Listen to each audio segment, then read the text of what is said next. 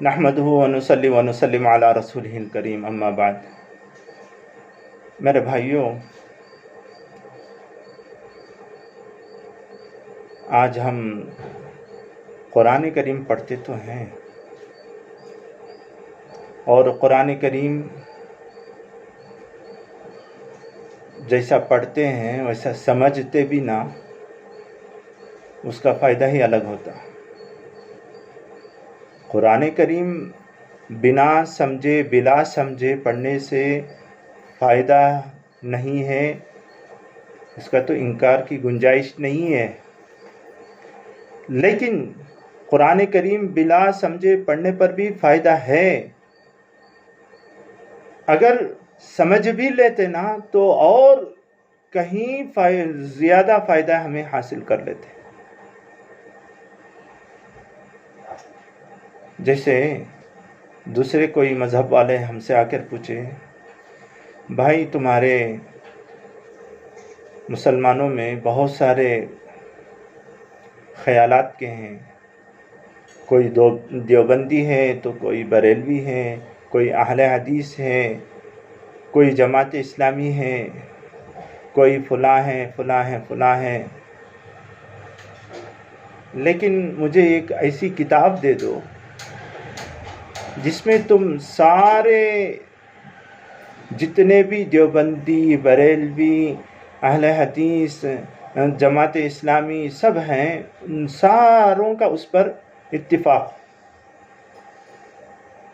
تو بتائیے ہم کون سی کتاب اسے ہاتھ میں تھمائیں گے؟ ہم اس کو کون سی کتاب ہاتھ میں دیں گے؟ وہ ظاہر سی بات ہے، وہ قرآن کریم ہے جس پر ساروں کا اتفاق ہے، کسی کا بھی اختلاف نہیں۔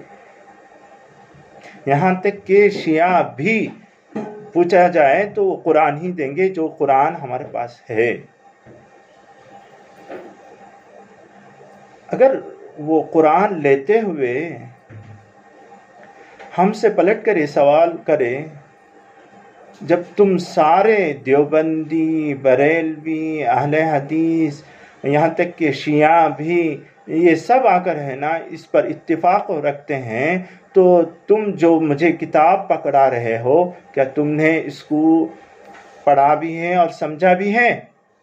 تو بتائیے ہم جواب کیا دیں گے؟ جواب کیا دیں گے جبکہ ہمارے پاس ایسی کتاب موجود ہے؟ یہ ایسا ہی ہوا کہ ایک بوڑھیا تھی جس کا بیٹا بڑے کوششوں سے، محنتوں سے عرب ملک چلے گیا، اور وہاں جا کر مہینے گزر گئے۔ ادھر بڑھیا کی حالت دیگر گوں، دانہ کے لیے ترس رہی ہے، قطرہ قطرے کے لیے تڑپ رہی ہے، دوا دارو کے لیے لوگوں سے بھیک مانگ رہی ہے، پریشان حال ہے، لوگوں سے بول کے مانگ رہی ہے۔ لوگوں نے پوچھا، لوگوں نے کہا، ارے بڑھیا تیرا بیٹا تو عرب جیسے ملک چلا گیا اور وہاں سے کما کے بھیجتا ہوگا آپ کو۔ تو اس بڑھیا نے کہا، چونکہ وہ بڑھیا ان پڑھ تھی، پڑھی لکھی نہیں تھی، جس کی وجہ سے وہ بڑھیا نے کہا نہیں، اس نے کوئی پیسہ آج تک نہیں بھیجا، اگر بھیجا ہے تو کچھ فوٹو وغیرہ بھیجا ہے، ہر مہینہ کبھی فوٹوਆਂ بھیج دیتا، چند فوٹوਆਂ میں وہ رکھ لیتی ہوں، اس سے کیا فائدہ ہوتا ہے؟ لوگوں نے کہا وہ کون سے فوٹوਆਂ ہیں، ہمیں بتاؤ کیسے ہیں فوٹوਆਂ، کہ پیسہ بھیجنا کے بغیر فوٹوਆਂ بھیجتا ہے آپ کا بیٹا۔ تو لوگوں نے آ کر دیکھا تو اوپر سے نیچے تک دیوار میں جتنے فوٹوਆਂ وہ اس کے بیٹے نے بھیجا تھا ان سب کو چپکا دیا ہے اوپر سے نیچے تک۔ اور اسے غور سے دیکھے یہ لوگ کو تو دیکھا کہ پورے ریال ہیں۔ انہوں نے کہا اس بڑھیا سے، ارے بڑھیا تو کتنی بڑی مالدار ہے، ہم سے بہت زیادہ مالدار ہے، یہ ریالوں کو تو بینک میں جا کر تڑوائے گی تو کتنے کے پیسے مل جائیں گے؟ جب بھوڑیا کو ہوش آیا، ارے یہ پیسے ہوتے ہیں، یہ بینک میں توڑایا جاتا ہے، اچھا مجھے اب معلوم ہوا، تو وہ بھوڑیا لے کر چلا۔ آج حالت ہماری ایسے ہی ہوئی ہے کہ آج ہمارے پاس قرآن کریم ہے جس میں سارے معاملات ہیں، سارے معاشرت کا حکم ہے، ہمارے لیے جتنے بھی انسانیت کی رہنمائی کی ضرورت تھی ساری زندگی کے لیے، سارا سب کچھ قرآن کریم کے اندر اصول ہے۔ لیکن آج ہم قرآن کو نہ سمجھنے کی وجہ سے ہمارا معاشرہ اور معاملات بگڑ گئے، ہم معاشرے کو سمجھے ہی نہیں، ہم معاملات قرآن جیسا کہتا ہے ویسا کرنا چاہتے ہی نہیں ہیں، ہمیں معلوم ہی نہیں ہے قرآن ایسا کہتا ہے معاملات کے بارے میں۔ مثال کے طور پر کسی کے گھر کو ہم جائیں